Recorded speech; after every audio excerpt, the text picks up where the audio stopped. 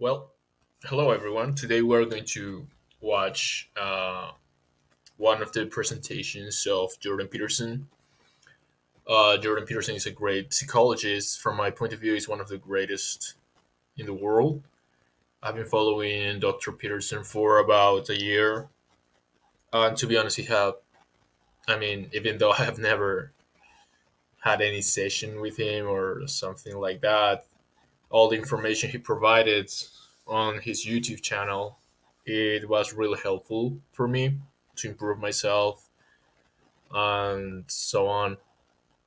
So today I would like to share with you a video of Dr. Peterson, and we are going to stop from time to time to just discuss a little bit what he says. Okay.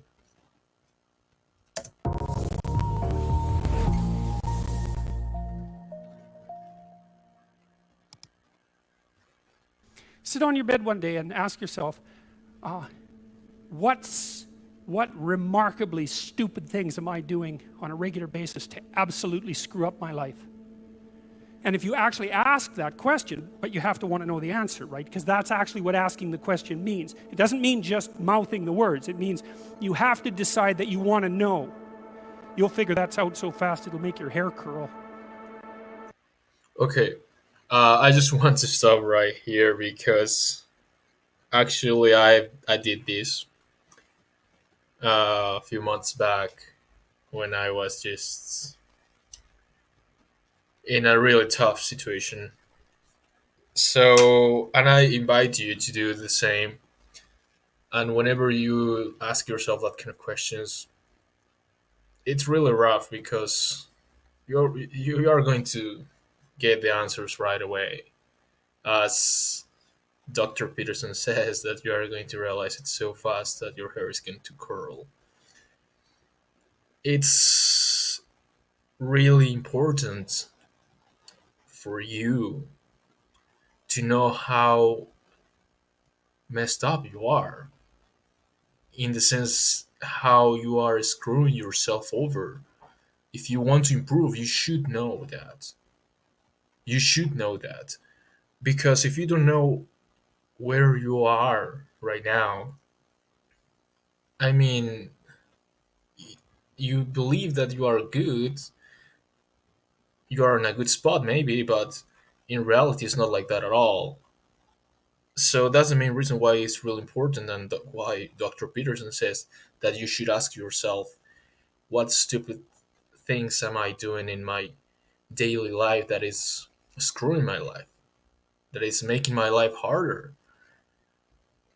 So I've been doing this for a long time, and I still do it because from time to time,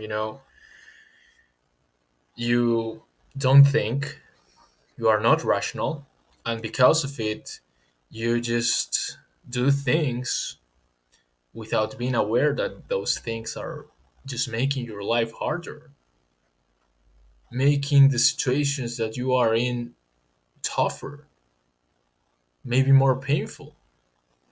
So that's why I believe it's super, super important that you should ask yourself that. Because once you know what the problems are, you can figure out or make a plan to overcome that. So I just wanted to mention that because it's really important, and we are going to continue watching the video. There's no better pathway to self-realization and the ennoblement of being than to posit the highest good that you can conceive of and commit yourself to it. And then you might also ask yourself, and this is definitely worth asking, is do you really have anything better to do? And if you don't, well, why would you do anything else? If you orient yourself properly and then pay attention to what you do every day, that works. Okay, I have to stop real quick here. Uh, it's really true what Dr. Peterson says, because once you are taking seriously, at least, self development, once you really want to overcome tough moments in your life, and if you really take it seriously, you should track everything you do in a daily basis, because it's super easy to go back to the bad habits that you had. It happened to me more than once, but eventually I had the options and the opportunity to realize and to catch myself every time I was going to do something stupid or something that is going to screw up my life. And I told myself, oh, okay, hold on a second. Don't do that. Don't do that, because the result is going to be this one. And because of that, that's not going to be helpful at all for the things you want in your life. It's not going to help anybody. Zero. So even though it's hard to do that, because it's trust me, it's not easy. If it would be easy, everybody would do it. But even though it's quite hard at first, you should track everything you do, literally everything you do in a daily basis. And if you are doing something that is not helpful, or is not getting you closer to the goals you have in life, just don't do it. Stop doing that and do something else, something better, even if that thing gets you 1% closer to your goals.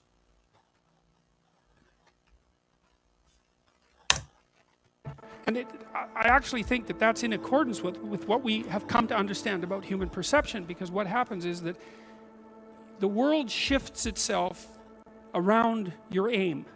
Because you're a creature that has an aim. You have to have an aim in order to do something. You're an aiming creature. You look at a point and you move towards it. It's built right into you. And so you have an aim. Well, let's say your aim is the highest possible aim. Well, then, so that sets up the world around you. It organizes all of your perceptions. It organizes what you see and you don't see. It organizes your emotions and your motivations. So you organize yourself around that aim. And then what happens is the day manifests itself as a set of challenges and problems. And if you solve them properly, then you stay on the pathway towards that aim. And you can concentrate on the day. And so that way you get to have your cake and eat it too.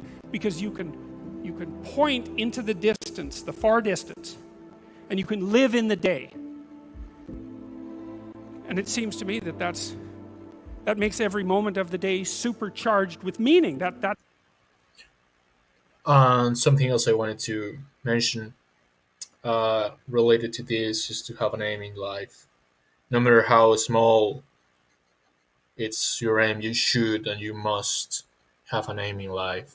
I've been talking to a lot of friends, really close friends, and whenever we touch this kind of topics, and when literally I ask them, what are you aiming at? What are your goals? Well, most of them said, well, have money and, yeah, help my family, and that's it. But it's not sharp enough.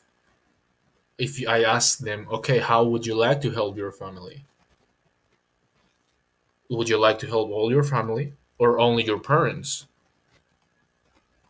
Or maybe you had problems with your parents, I don't know. So, and that's why it's really important to have a name. And as Dr. Peterson says in his lectures, most people do not have goals because they are afraid of failing.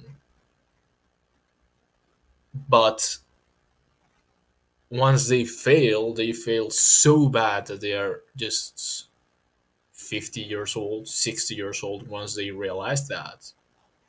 And it's then when they ask themselves, oh, what if I have done this? Or what if I have bought that car that I always wanted? Or what if would have started this company that I always wanted? And once you are in that spot, there is no way back. There is no way back, because you are going to be in a really bad situations, and the only the only one who is going to blame, I mean, you are the only one that have all the fault, because you could have done something better in your life, but you decided to just don't do it. And I'm actually starting a company, and I've talked to some relatives, and most of them say that, oh, it's really risky and so on. And it's understandable, it's risky. However, if I don't do that, I don't want to be 50 in the future and tell myself, oh my god, I wanted to start a company, and wow, I wonder what it would have been if would have started my company, you know. So if that's why you should have an aim, and it should be really clear and detailed. Okay, so let's continue. That's how, because if everything that you're doing every day is related to the highest possible aim that you can conceptualize, well, that's the very definition of the meaning that would sustain you in your life. Well, and then the issue is, well, back to Noah. Well, all hell's about to break loose and chaos is coming. It's like when that's happening in your life, you might want to be doing something that you regard as truly worthwhile. Because that's what will keep you afloat when everything is flooded. And you don't want to wait until the flood comes. Just start doing that, because if your ark's half built and you don't know how to captain it, the probability is very high that you'll drown. Ask and it shall be given you. Seek and ye shall find. Knock and it shall be opened unto you. For everyone that asketh receiveth, and he that seeketh findeth, and to him that knocketh it shall be opened. That sounded pretty optimistic again. But again, I think it's a description of the structure of existential reality, and by which I mean, when I'm in my clinical practice and I observe, and this is also the case with my students, is, let's say people's lives aren't what they would like them to be. And so then you ask, why? Well, forget about tragedy and catastrophe, because that's self-evident, and we're not going to discuss that. Although the degree to which you bring about your own tragedy is...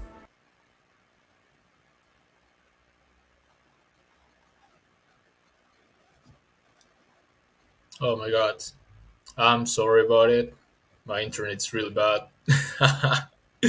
Anyways, we are going to just talk about this really quick, if my internet decides to work, hopefully.